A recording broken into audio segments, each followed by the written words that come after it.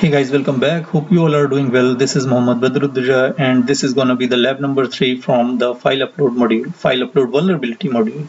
So um, we already covered 2 labs of file upload vulnerability, and this time we are going to uh, exploit file upload vulnerability in a different way, as we did it in the file path traversal vulnerability lab, that we actually used another attack vector to exploit file path traversal, and that time the second attack vector was null byte injection.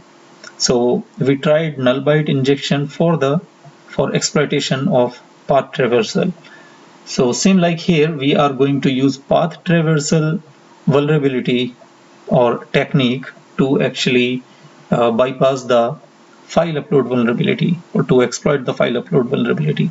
So let's go and see what's in this lab. Before going to the lab, this warning as always: this video and its contents are only for educational purpose, and I do not support any unethical or illegal act. That being said, um, let's go to the lab, and we have here, you can see web shell upload via file path traversal or path traversal, or dot dot slash attack or vulnerability. So we already covered this whole module. You can go and check in the playlist. You will find this module separately. So the agenda of this lab is, this lab contains a vulnerable image upload functionality. The server is configured to prevent execution of user-supplied files, but the restriction can be bypassed by exploiting a secondary vulnerability. So the main vulnerability here in this lab, in this web application, is image upload or file upload vulnerability, but you cannot directly exploit that vulnerability. You need to check the behavior of the application, and according to that behavior you will come to conclusion that you will have to use file path traversal vulnerability or technique to actually exploit or to upload the file. Okay, so to solve the lab, upload a basic PHP web shell and use it to exfiltrate the content of the file, and this is the file path. Okay, and we will have to submit the content of this file, and we have a valid user credential, that is winner, and password is Peter. So let's go and log in with our account. WIENER winner, and the password is Peter. And we already have one file, PHP file, that is cat shell.php, as you saw in the last lab. So this is the content of this file. So if this file executes, it will bring us the content of this secret file, right? Okay, so we are going to capture the request in the burp suite. Browse image. First of all, I want to actually upload this image, and let's see what kind of request is that. Upload, and upload successful. Go back, and you can see the image. Okay, let's move to the burp suite, and this is the post request what we need. So here you can see there is one more header, that is content disposition and content type. So this content type we already see in the previous lab, but this is the new header. So what lab said is, the server is configured to prevent execution of user supplied file. So whatever file you are going to upload, the server is configured in such a way that it is not going to execute that file because of the restriction. Fine. Now I'm going to try to upload PHP file, and let's see what we have. But before this, just see this request carefully. So form data, okay, name of the form, and I think this is the name of the file, and this is the content of the file. And here, as you can see, content disposition form data. So all the form data is you will see here. The name is user, and this is actually the field name user, and value is winner, and this is another field. That field name is CSRF, and this CSRF token value is this. Fantastic. Okay. Go back, and this time I am going to try shell.php, upload, and it seems like your file is uploaded. Go back, and yeah, great, your file is uploaded. There is no problem. So it seems like file upload vulnerability is working because your file is uploaded successfully.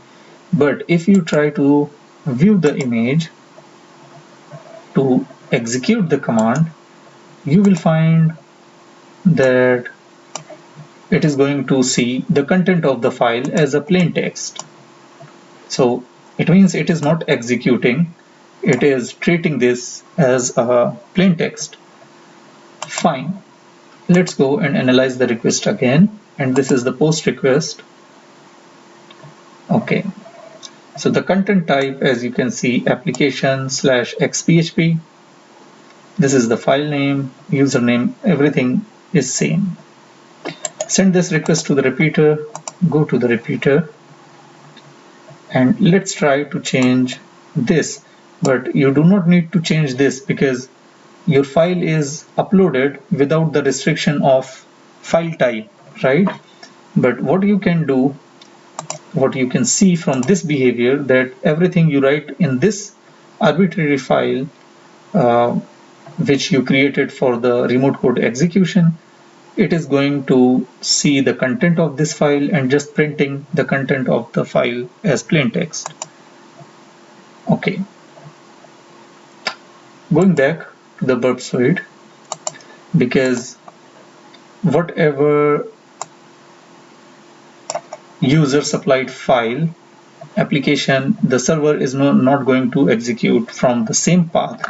So maybe we can change the path. Okay, so now we are going to try the path traversal technique here. Send this request, and it seems that okay, your file is uploaded. Go back,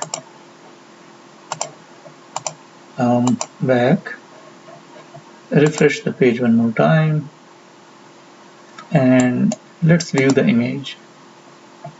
So once you view the image, you see here it should be something like this, right? Because the file name we provided is this, but what you see here when we go to view the image, you can see there is no // there is no // It means this application also filtering or sanitizing this // value. Fine. So we can do one more thing, what we learned from the previous module. For the path traversal, we can increase these 2 dots, and we can also increase 1/.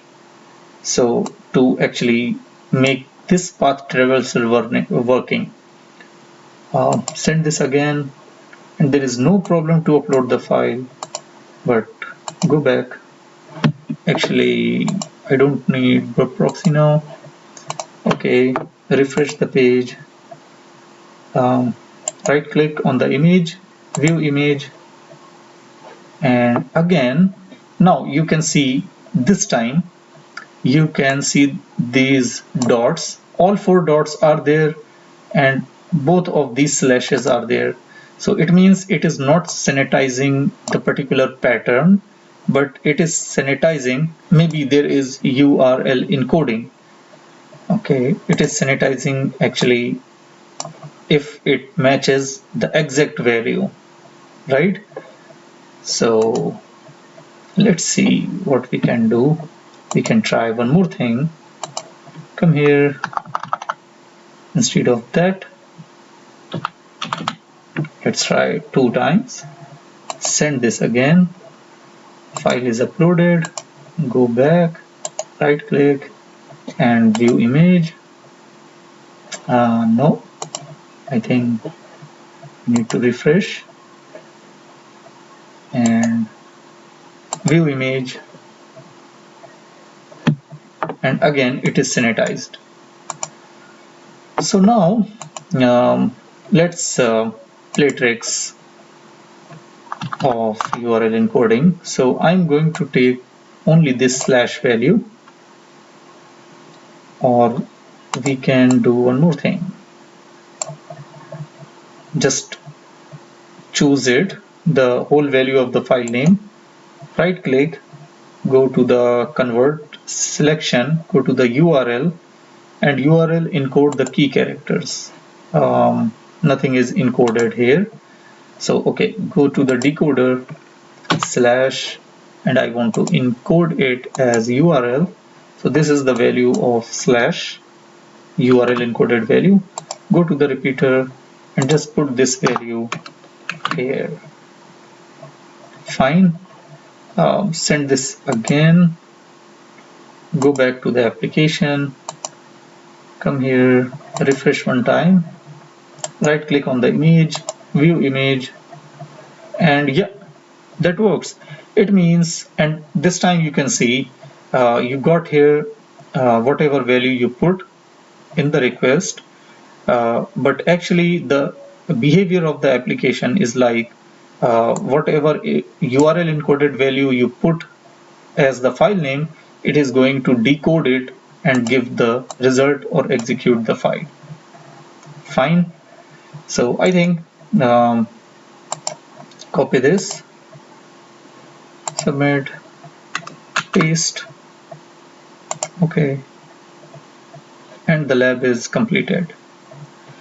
Thank you very much once again to watch this video. Please like, subscribe and share, and please subscribe and share the videos so that I can create more such contents, because it takes time to create these contents for you. Thank you. See you in the next video. Bye.